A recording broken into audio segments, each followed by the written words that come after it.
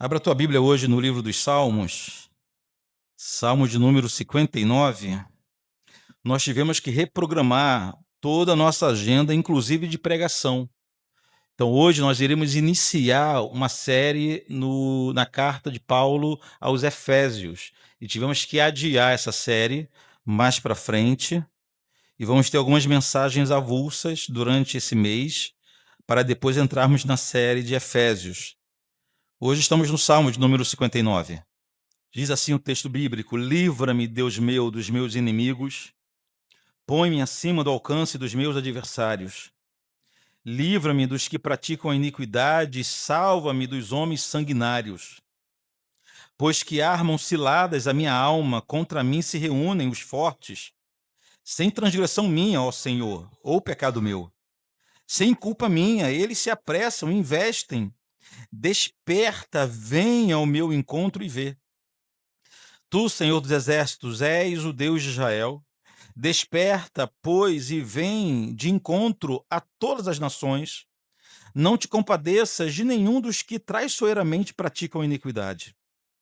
Ao anoitecer, uivam como cães à volta da cidade. Alardeiam de boca os seus lábios a espadas, pois dizem eles: quem há que nos escute? Mas tu, Senhor, te rirás deles, zombarás de todas as nações. Em ti, força minha, esperarei, pois Deus é meu alto refúgio. Meu Deus virá ao meu encontro com a sua benignidade. Deus me fará ver o meu desejo sobre os meus inimigos. Não os mate para que o meu povo não se esqueça. Despeça-os pelo teu poder e abate-os, ó Senhor, escudo nosso. Pelo pecado da sua boca, pelas palavras dos seus lábios, na sua própria soberba, sejam enredados e pela abominação e mentira que proferem. Consome-os com indignação. Consome-os de sorte que jamais existam e se saiba que reina Deus em Jacó, até os confins da terra. Ao anoitecer, uivam como cães à volta da cidade. Vagueiam à procura de comida e se não se fartam, então rosnam. Eu, porém, cantarei a tua força, pela manhã louvarei com alegria a tua misericórdia. Pois tu me tens sido alto refúgio e proteção no dia da minha angústia. A ti, força minha, cantarei louvores, porque Deus é o meu alto refúgio, é o Deus da minha misericórdia. Amém. Pai amado, muito obrigado por mais uma leitura da tua santa palavra aqui nessa manhã. Agora nós nos colocamos na completa dependência do Espírito Santo para entendermos a tua santa palavra. Clamamos pela iluminação do teu Espírito para que sejamos edificados mais uma vez, consolados, confrontados, exortados pela tua palavra, Deus. Fale conosco mais uma vez. Em o nome de Jesus. Amém.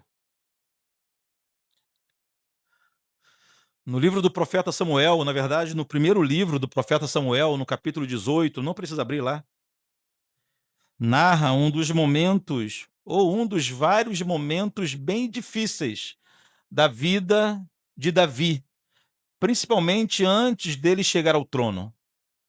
A caminhada de Davi, do dia em que ele foi ungido rei, até a sua subida ao trono, foi uma caminhada de dores, de medo. Várias vezes ele esteve prestes a morrer durante esse período. E no primeiro livro de Samuel, capítulo 19, narra um desses momentos. Havia uma tensão grande entre Davi e seu sogro, que era o rei Saul. Essa tensão só crescia a cada dia. Davi era casado com Mical, filha de Saul. Davi trabalhava ativamente pelo bem do reino. Mais do que isso, Davi jamais cometeu um único ato contra Saul. Apesar de Davi ter certeza que ele tinha sido escolhido por Deus para reinar em Israel, ele sabia que ele não poderia arrancar Saul do seu trono. Davi confiava que o mesmo Deus que o ungiu iria providenciar o meio, providenciar o recurso. Davi jamais trabalhou para minar o reinado de Saul, pelo contrário, Ele sempre trabalhou em prol do reino. Ele sempre trabalhou em prol do rei. Porém, nada disso foi suficiente. Nada disso era suficiente para diminuir uma mistura de raiva e inveja que o rei Saul nutria no coração em relação a Davi. No livro de 1 Samuel, capítulo 19, diz que o rei Saul já estava decidido que mataria Davi. Foi Jonatã, filho de Saul, quem convenceu o pai a não matar Davi naquele momento. Porém, algum tempo depois, após alguns dias de guerra, mais uma vez, Davi foi vitorioso. Mais uma vez, a inveja dominou o coração de Saul e mais uma vez Saul tentou matá-lo. O texto diz, de 1 Samuel 19, que Davi estava dedilhando um instrumento musical quando o rei Saul lançou uma lança, jogou uma lança para matá-lo. A história conta que Davi se esquivou da lança e fugiu para sua casa junto com sua esposa. Porém, mesmo depois dessa fuga, Davi não estava seguro. Veja o que diz 1 Samuel 19, versículo 11. Eu vou ler para os irmãos. Porém, Saul, naquela mesma noite, mandou mensageiros. Mensageiros aqui são soldados. Mensageiros à casa de Davi que o vigiassem para ele o matar pela manhã. Esse era o plano. Aquela foi uma noite terrível na vida de Davi. O rei Saul era um homem mais poderoso de Israel. Além de ser o homem mais poderoso, Saul era um grande, forte e hábil guerreiro. Saul não era aquele tipo de rei que ficava no seu gabinete, né? No seu trono, somente dando ordens. Pelo contrário, Saul era o melhor soldado de todos, até Davi chegar. Era um homem alto, um homem forte, um homem hábil. Ou seja, Saul sozinho já era suficiente para colocar medo em qualquer homem. Porém, Saul não estava sozinho. Junto com Saul estava uma máquina de guerra. O exército de Israel estava sob o comando de Saul. E foi o exército de Israel que estava acampado ao redor da casa de Davi, vigiando Davi, para que Saul pudesse chegar pela manhã com toda tranquilidade e ele mesmo matar Davi com suas próprias mãos. Esse era o plano. Davi soube que o inimigo estava à porta e que aquela poderia ser sua última noite. Pois o texto completo de 1 Samuel 19, 11 diz assim: Porém, Saul naquela mesma noite mandou mensageiros à casa de Davi que o vigiassem para ele o matar pela manhã. Disto soube Davi por Mical, sua mulher, que lhe disse: Se não salvares a tua vida esta noite, amanhã serás morto.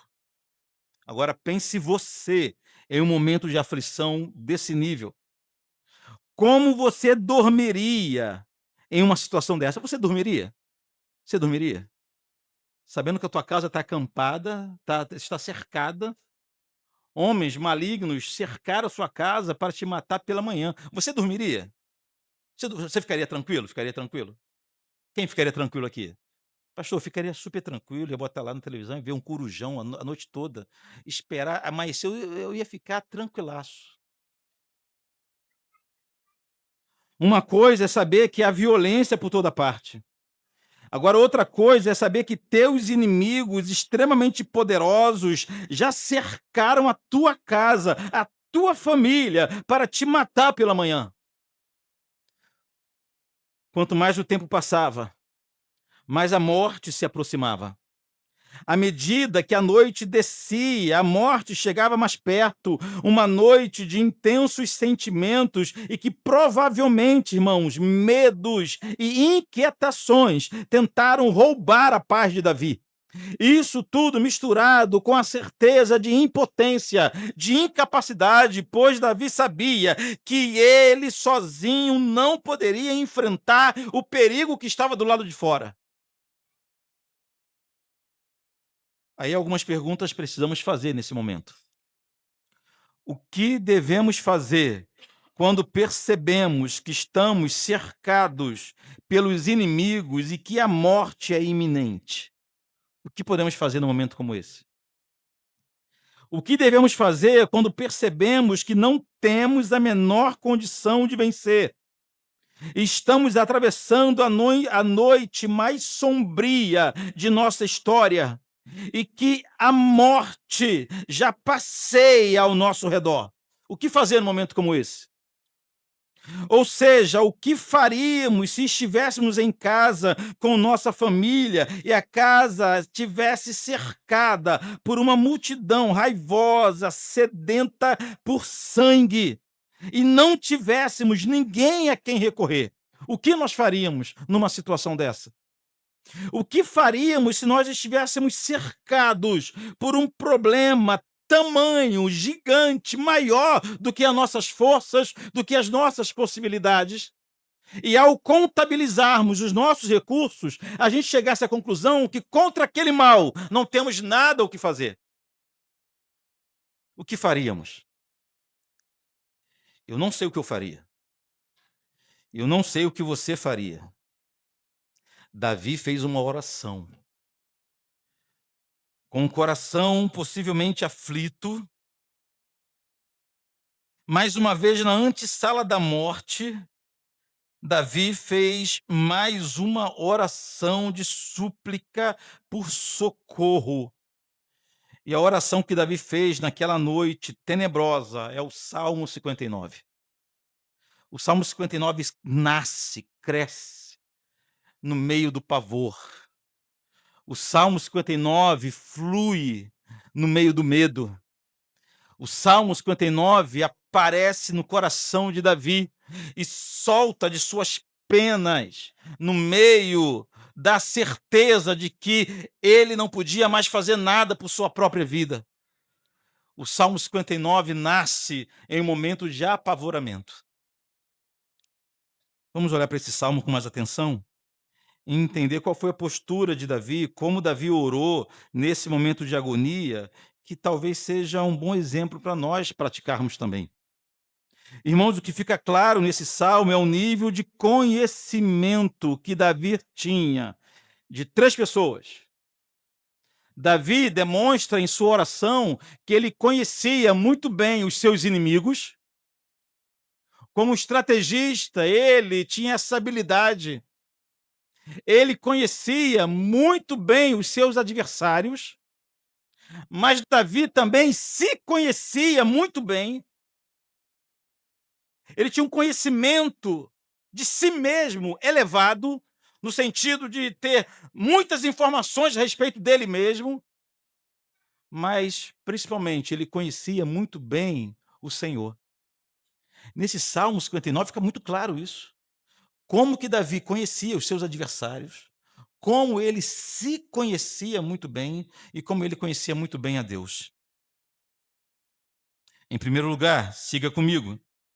Davi conhecia muito bem os seus inimigos. Davi sabia que conhecer bem seus adversários, conhecer bem as verdadeiras fontes de seus problemas, ajudava a entender melhor o cenário e fazer uma oração mais correta. Ele sabia, por exemplo, que seus adversários eram homens iníquos e sanguinários.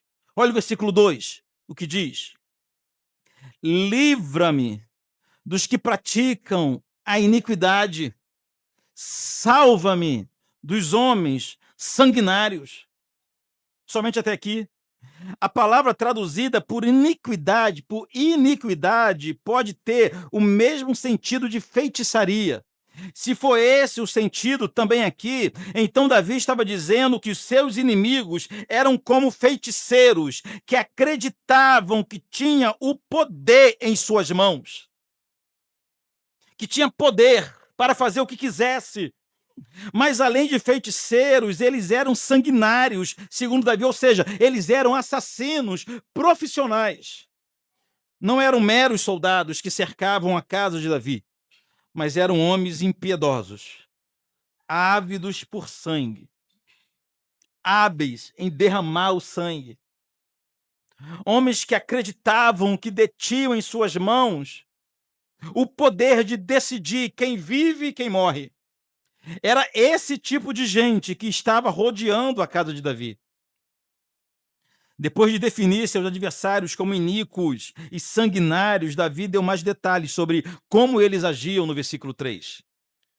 O versículo 3 diz assim: Pois que armam ciladas a minha alma, contra mim se reúnem os fortes. Preste atenção.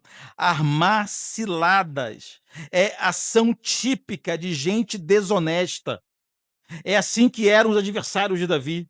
Davi sabia que com aqueles homens, inclusive com Saul, a guerra, a batalha não seria uma guerra honesta, às claras. Davi sabia que não podia contar com a honestidade, com o caráter daqueles homens, muito menos de Saul. Davi sabia que estava lidando com um tipo de gente que arma ciladas, que finge, que mente. É um nível diferente de maldade. Gente que investia toda a força em uma batalha desleal contra os mais fracos. São esses os que armavam ciladas. Davi ainda se referindo a eles, olha o versículo 6. Ao anoitecer, uivam como cães à volta da cidade. Pula para o versículo 14, de novo. Ao anoitecer, uivam como cães à volta da cidade. Versículo 15. Vagueiam à procura de comida, e se não se fartam, então rosnam. Que figura bizarra. Os inimigos de Davi transformavam as noites na cidade em algo apavorante. Uivar como cães apontam para o som de terror que apossava-se da cidade ao anoitecer. Vaguear à procura de comida significa que eles caminhavam com fome de violência e se comportavam como animais sem freios em suas ações, como verdadeiros animais. Não paravam para raciocinar. Como verdadeiros animais, se moviam contra sua presa. Eram movidos por impulsos malignos e satânicos. Ainda falando sobre seus adversários, olha o que diz o versículo 7. Alardeiam de boca, em seus lábios a espada, pois dizem eles, quem há que nos escute? Nesse ponto, irmãos, Davi estava denunciando que seus adversários blasfemavam contra o Senhor. Quando os adversários de Davi perguntavam quem há que nos escute, estavam se referindo a Deus. Em outras palavras, estão dizendo assim: podemos fazer o que quiser, podemos falar o que a gente quiser, porque não existe um Deus no céu para nos ouvir. Segundo Davi, aqueles homens que não colocavam limites em suas maldades, que não se importavam com a prática do mal extrema, pois eles não acreditavam na existência de um Deus no céu. Achavam que Deus era fruto da imaginação dos crentes, algo criado pela religião para controlar a mente dos mais fracos. Era assim que eles viviam. Esses eram os adversários de Davi.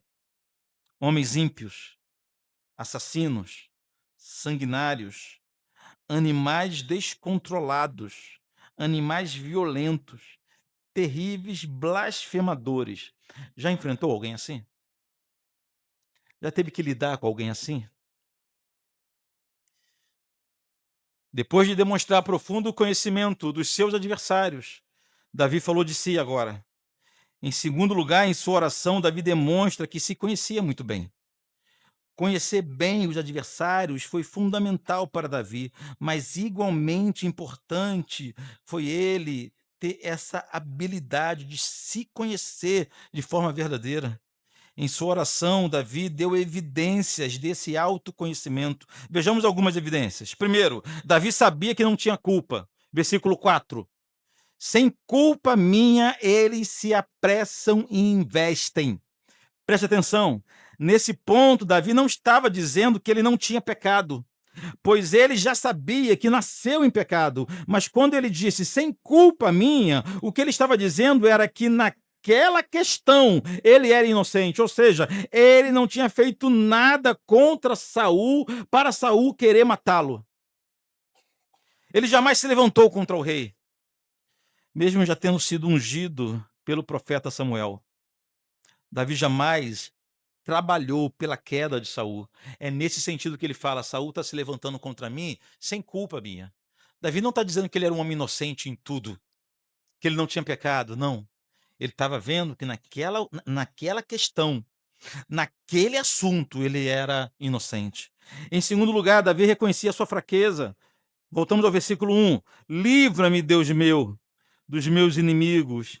Põe-me acima do alcance dos meus adversários. Ou seja, Davi sabia que ele estava ao alcance dos seus adversários e que se Deus não o tirasse dali, ele mesmo não tinha força nenhuma para garantir a sua vida.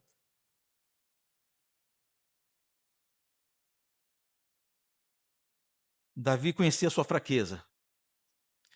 Ele sabia que se naquela noite Deus não trabalhasse, ele morreria pela manhã. Davi não tinha uma estratégia. Davi não quis encarar a adversidade de peito aberto, como aquele que dá gritos de vitória, triunfalistas. Não. Davi olhou ao redor e percebeu o seguinte: eu não posso fazer nada. Não tenho força, não tenho recurso. Davi sabia exatamente o que ele era e quem ele era. Davi não tinha uma ideia supervalorizada de si mesmo, de forma nenhuma. Na noite que ele se viu cercado por inimigos, ele não ficou repetindo frases motivacionais como sou mais que vencedor, tudo posso naquele que me fortalece, vou avançar e vou vencer, ou outras frases baseadas em versículos bíblicos mal interpretados, nada disso. Ele não fez isso. Justamente por se conhecer bem, ele simplesmente disse: sei que sou inocente, mas também sou fraco. Eu sei que eu não tenho culpa, mas também não posso com os meus inimigos. Sei que eu não tenho culpa e não tenho força. Da mesma forma que eu não tenho culpa, não tenho força. Não tenho culpa, mas também não tenho habilidade. Não tenho culpa, mas também não tenho recurso. Ah, irmãos, esse era Davi. Um homem que não pensava de si além do que devia. Um homem que não pensava ter a força que não tinha. Então já vimos que Davi conhecia bem os seus inimigos. Agora vimos que Davi se conhecia bem também. Porém, o que mais pesou na oração de Davi, e esse é o terceiro ponto dessa oração, é que ele, acima de tudo, conhecia muito bem o Senhor. Ele conhecia os adversários, ele conhecia os seus problemas, ele se conhecia, mas ele conhecia Deus acima de tudo. A maior parte da oração que ele fez foi falando, não foi falando de si, foi falando de Deus. Na maior parte da oração ele não fala dos seus problemas, melhor dizendo. Na maior parte da oração ele não fala dos seus inimigos. Na maior parte da oração ele não fala de suas habilidades. Na maior parte da oração ele fala das grandezas, do caráter, dos atributos de Deus. De novo, a partir do versículo 1. Livra-me, Deus meu, dos meus inimigos. Põe-me acima do alcance dos meus adversários. Ele sabia que tem coisa que só Deus faz. Versículo 2. Livra-me dos que praticam a iniquidade, salva-me dos homens sanguinários. Pula para o versículo 10. Meu Deus virá ao meu encontro com a sua benignidade. Deus me fará ver o meu desejo sobre os meus inimigos. Versículo 13. Consome-os com indignação, consome-os de sorte que jamais existam, e se saiba que reina Deus em Jacó até os confins da terra. Preste atenção. Os verbos que resumem esse trecho que acabei de ler é o verbo livrar, salvar e consumir. Todos eles atribuídos a Deus. Livra-me, salva-me, consome-os. Davi sabia que só Deus pode livrar. Davi sabia que só Deus pode salvar. Davi sabia que só Deus pode ir ao encontro do necessitado. Davi sabia que só Deus atende a oração. Davi sabia que só Deus pode dar um fim ao seu inimigo. Davi sabia que só o Senhor trabalha em favor dos que o temem. Esse é o nosso Deus. Esse era o Deus de Davi. Seguindo em sua oração, justamente por conhecer bem o Senhor, Davi sabia que Deus é soberano, não apenas em Israel, mas no mundo todo. Versículo 5. Tu, Senhor, Deus dos exércitos, és o Deus de Israel, desperta, pois, e vem de encontro a todas as nações. Não te compadeças de nenhum dos que traiçoeiramente praticam a iniquidade. O raciocínio aqui é simples. O que é ter um quintal cercado por soldados diante do Deus que governa as nações? Olha o que Davi pensava em sua oração. O que é ter um problema pessoal, particular, privado? O que é estar atravessando uma noite de dor, um tempo de agonia, diante do Deus que rege a terra, diante do Deus que governa esse mundo, diante do Deus que governa a história? Veja como é importante a nossa percepção de Deus em nossas orações na hora da angústia. Davi tinha certeza que Deus, se quisesse agir, não teria nenhuma dificuldade. Nenhuma dificuldade. Seguindo, no versículo 7, vimos que os adversários de Davi zombavam de Deus quando dizia: quem é que nos escute? Quem há que nos escute? Aqui no versículo 8, Davi diz como o Senhor responde aos zombadores, versículo 8: mas tu, Senhor, te rirás deles, zombarás de todas as nações. Justamente por conhecer bem o Senhor, Davi sabia que de Deus não se zomba. O santo Deus não deve ser alvo de piadinhas dos homens. Todos precisam saber, para o próprio bem, que não se brinca com o Senhor. O que a Bíblia está dizendo aqui é que chegará o dia que Deus zombará dos zombadores. Não é terrível isso? Aqueles que hoje fazem piada, aqueles que hoje zombam da fé, zombam de Deus, zombam da igreja. Davi está dizendo que Deus vai chegar um momento que vai rir deles. Rir deles.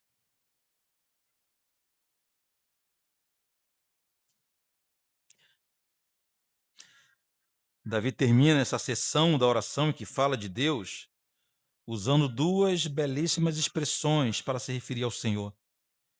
Davi chama o Senhor de minha força e meu alto refúgio, no versículo 9.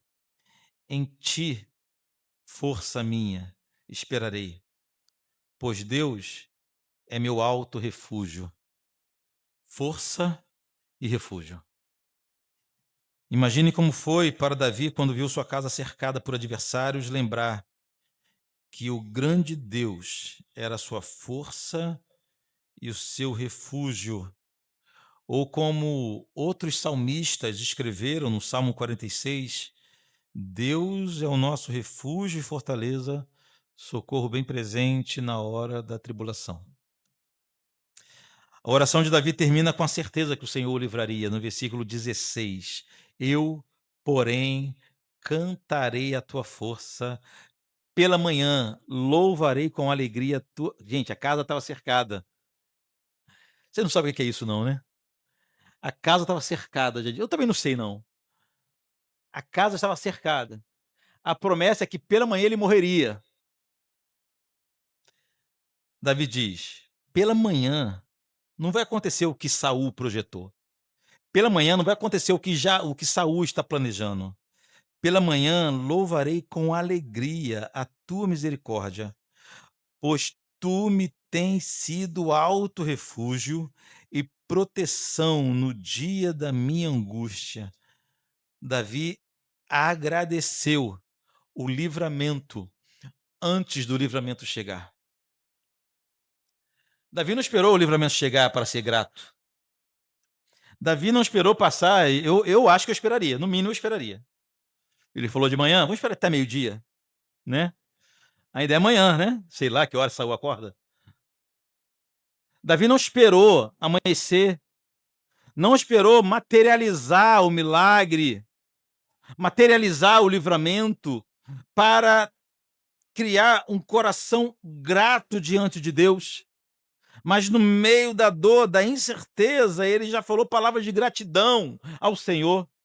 A certeza de que no final da história, ou pela manhã, amanhã a noite seria rompida, né? Amanhã iria surgir com um glorioso culto diante de Deus, um culto de ação de graça diante do Senhor, canções de alegria, de agradecimento ao Senhor pela manhã, e não morte. Era o que Davi tinha certeza.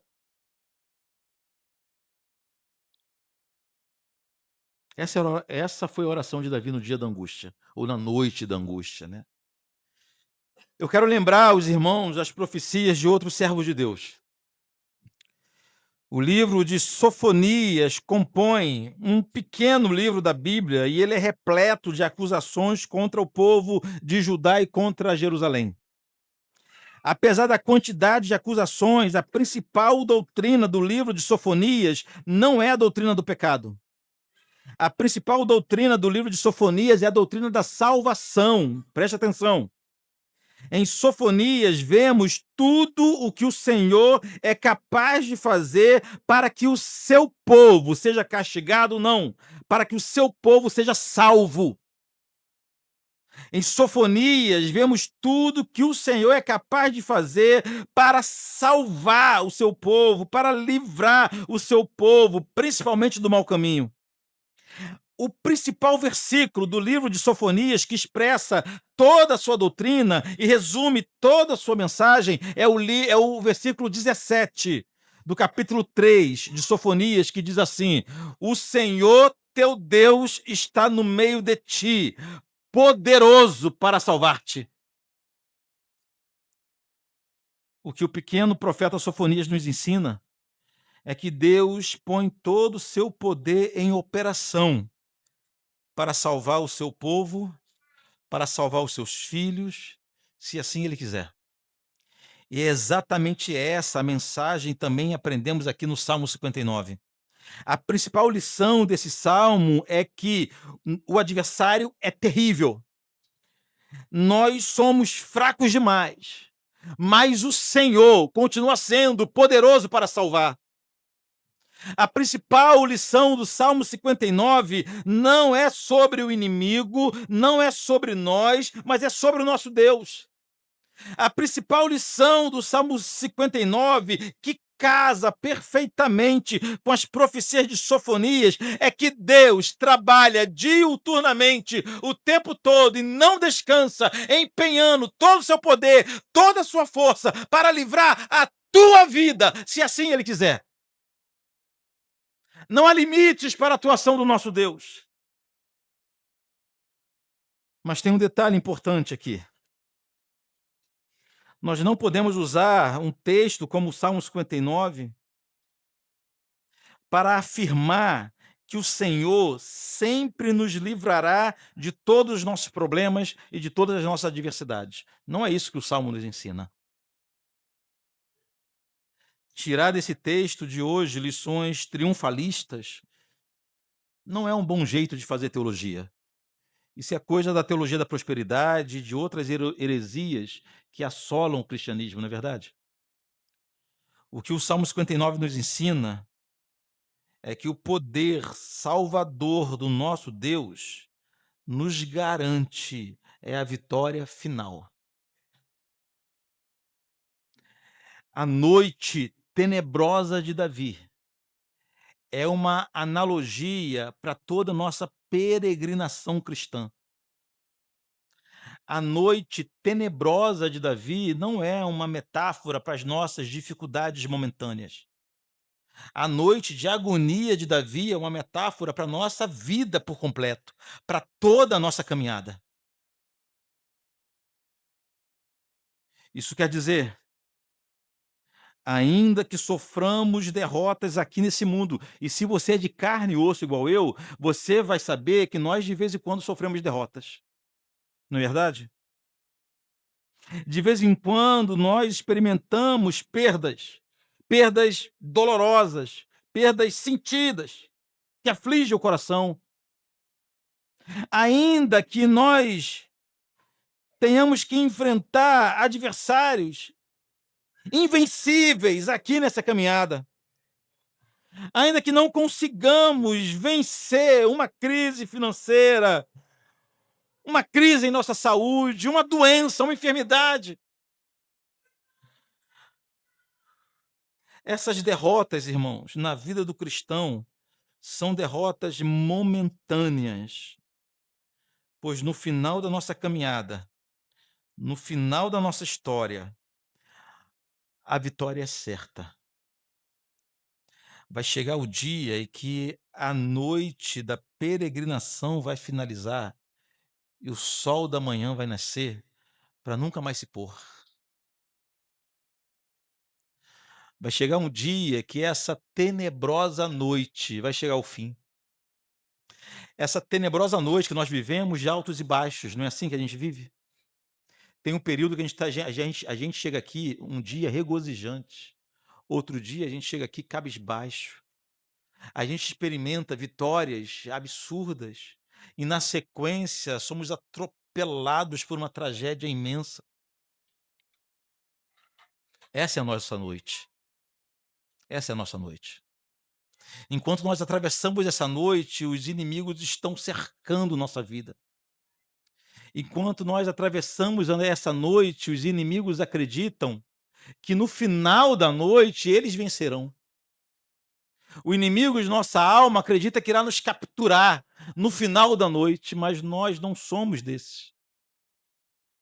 Nós não somos desses que confiam em si mesmo e acham que vão atravessar a noite sombria da alma com suas próprias forças. E de repente esse é o seu problema até hoje. De repente até hoje o seu problema é esse, você está tentando sozinho atravessar os dias mais escuros da sua existência. De repente você está tentando sozinho resolver o seu problema. De repente você está colocando toda a sua esperança de felicidade em suas habilidades.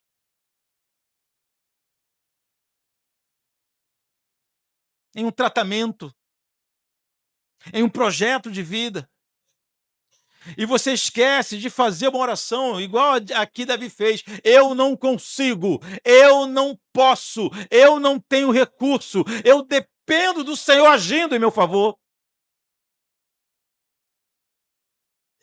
Existe uma vitória, ou como Davi disse, um canto de alegria no final da noite. Mas esse canto de alegria no final da noite é somente para aqueles que confiam no Senhor. Esse canto de alegria no final da noite, quando o sol da justiça vai raiar. E vai ser um dia perfeito. A Bíblia diz, na verdade, que chegará o dia que nós nem precisaremos mais do sol. A luz do Cordeiro iluminará toda a cidade por toda a eternidade. Não haverá mais noite, nunca mais. Nunca mais haverá noite. Mas haverá um canto de alegria. Não para aqueles que confiaram em si mesmos, não para aqueles que acreditavam que tinham habilidades para atravessar sozinho a noite, mas somente para aqueles que entregaram sua vida a Jesus, que confiaram nas mãos de Deus a sua história. Confiar nas mãos de Deus a própria história não é contar que só virão vitórias. Não é isso. Confiar nas mãos de Deus é contar, inclusive, com uma tragédia. Algumas histórias da Bíblia são mal interpretadas demais, sabe? A gente depara com algumas narrativas bíblicas, eu acho que a gente faz uma aplicação muito, no mínimo, muito parcial de alguns textos bíblicos. Tem uma história dos amigos de Daniel que se recusaram a prestar culto à estátua do rei. Se lembra dessa história? Lá na Babilônia, do rei Nabucodonosor. Você conhece a história da fornalha ardente, né? E por causa disso eles foram lançados na fornalha ardente. E depois que eles foram lançados, os soldados viram um quarto homem da fornalha. E, rapaz, o pessoal faz um escândalo com isso, né? Faz um carnaval com esse negócio. E uma loucura. O que mais importa nessa narrativa dos amigos de Daniel era a disposição deles de morrer se for preciso. Eles não estavam contando que o Senhor os livraria da fornalha do rei. Não estavam contando com isso, não. O que eles falaram para o rei foi o seguinte: ó, se o Deus que nós servimos quiser, ele pode nos livrar da fornalha do rei. Todavia, nós não nos curvaremos diante da tua estátua. Ou seja, eles não tinham certeza nenhuma que iriam escapar da fornalha. O que eles tinham certeza é que jamais se dobrariam diante da estátua de Nabucodonosor. Isso eles tinham certeza. O milagre veio depois. O milagre aconteceu na vida daquelas pessoas que estavam dispostas, inclusive, a morrer, se fosse necessário, para manter a sua fidelidade ao Senhor. Ou seja, entregar a vida na mão de Deus é saber que Deus pode resolver a tua questão ou não.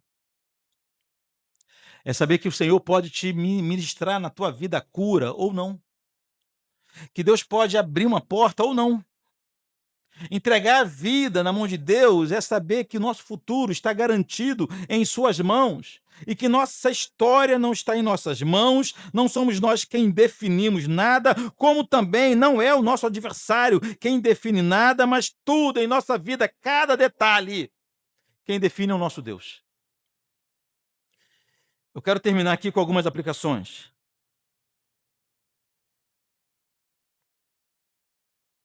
A primeira, não minimize os teus problemas. Trate com seriedade as tuas dificuldades. Conhecer o poder, a astúcia do teu adversário é importante. Peça a Deus discernimento para que você consiga entender quando está lutando contra algo natural, uma dificuldade da vida, ou quando há forças malignas trabalhando para te roubar a paz. Não menospreze a existência de uma verdadeira batalha espiritual travada com o objetivo de te desmotivar e afastar da comunhão com Deus e com a igreja. Não minimize os teus problemas. Leve a sério os seus adversários ou o seu adversário. Temos um adversário que ele trabalha o tempo todo para derrubar a tua vida, para esfriar o teu coração, para impedir a tua caminhada. E qual é o problema? O problema é que nós não estamos sabendo discernir quando é o diabo que está trabalhando e quando não. O diabo não trabalha em nossa vida aparecendo como um diabão, igual um filme de terror, né? Um monstro, uma capa preta, um negócio estranho, mandando setas malignas na tua vida ou na tua história. Não é isso que o diabo faz. O diabo trabalha na tua vida, muitas vezes, lhe dando coisas aparentemente boas, saudáveis, desejáveis, até com um verniz de espiritualidade. Pastor, como eu sei se é o diabo ou não? Você vai saber se é o diabo ou não se aquilo está te afastando de Deus e da igreja ou está te aproximando de Deus e da igreja. Essa é a evidência. Chegou na tua vida algo que está esfriando a tua fé. Chega em tua vida algo que está te fazendo se envolver menos com o Senhor, ter menos piedade, servir menos os irmãos. Não pode ser de Deus. É óbvio que não é de Deus. Ainda que seja bom, ainda que seja bonito, ainda que seja aquele moreno de olhos verdes, né? Uma fala doce que te chama de princesa e leva flores, se te afasta da fé, é o inimigo da sua alma. Ainda que venha num pacote de bênçãos, trazendo a estabilidade que você desejava, a realização do sonho que você sempre almejou, mas no final está te afastando da comunhão dos irmãos, está te afastando da comunhão com Deus, está te afastando no serviço da igreja. Ainda assim, pode ter toda a cara de bênção, não é bênção. Tudo que vem do Senhor nos aproxima dele, não nos afasta dele. Então, não minimize os teus problemas. Em segundo lugar, também, não agigante, né, os teus problemas. Não dê a teus problemas a importância ou importância excessiva. Digo isso porque vejo muitas pessoas paralisadas diante de adversários possíveis de serem enfrentados. Muitas. Quantas pessoas paralisam a sua fé diante de situação que nós estamos vendo que a pessoa pode enfrentar, pode, que o Senhor já o capacitou para isso.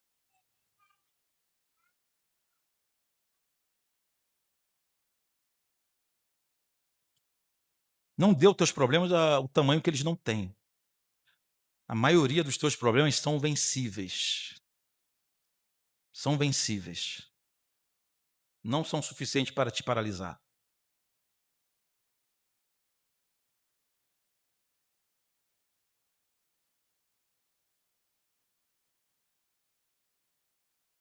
De vez em quando eu procuro alguém que faltou alguns cultos, alguma comunhão, e a pessoa fala, pastor, eu não tinha condição de domingo, estava muito triste, estou passando uns dias difíceis, tal. Aí eu observo que a pessoa vai para o trabalho dela todo dia. Pega o trem, o japeri, o ônibus, todo dia bater ponto, de segunda a sexta. Ela tem condições de vencer a tristeza dela para estar no local de trabalho que ela não pode faltar. Mas quando chega domingo, ela não consegue vencer a tristeza, não consegue vencer a angústia. Ela não sabe, ou ela pode não querer saber, mas ela consegue vencer. Há inimigos que são vencíveis, não por nossa força, mas porque o Senhor nos dá graça. Não agigante teus problemas.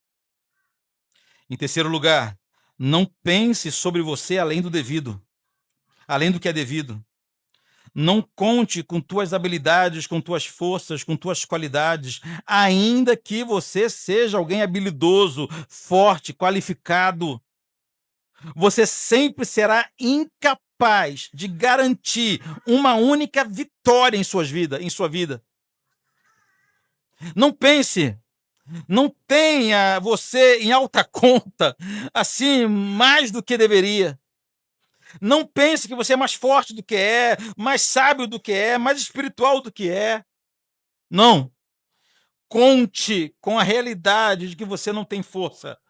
Você precisa do Senhor. Você precisa de Deus. Você precisa do Espírito Santo agindo em sua vida. Quarto lugar, aprofunde-se em teu conhecimento a respeito de Deus, o que irá definir a tua reação na hora da dor é como você conhece Deus, que tipo de Deus você conhece. Hoje pela manhã eu estava lendo um artigo que dizia que a maioria dos crentes na manhã de domingo iriam para o culto, mas para praticar idolatria. À medida que eles vão se reunindo no culto para adorar um Deus que não é o Deus bíblico, é um Deus que eles idealizaram em sua mente.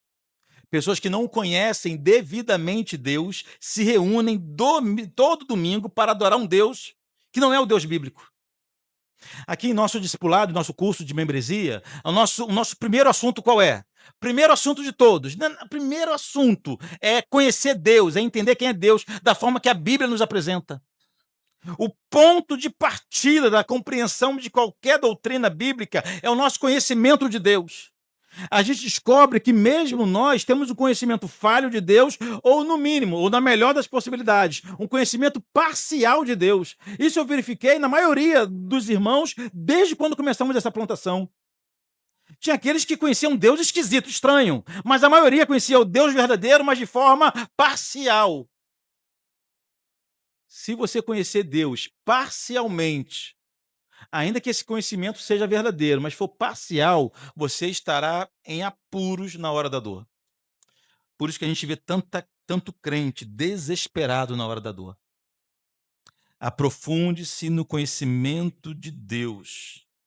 Só conheceremos mais o Senhor através de uma vida de piedade.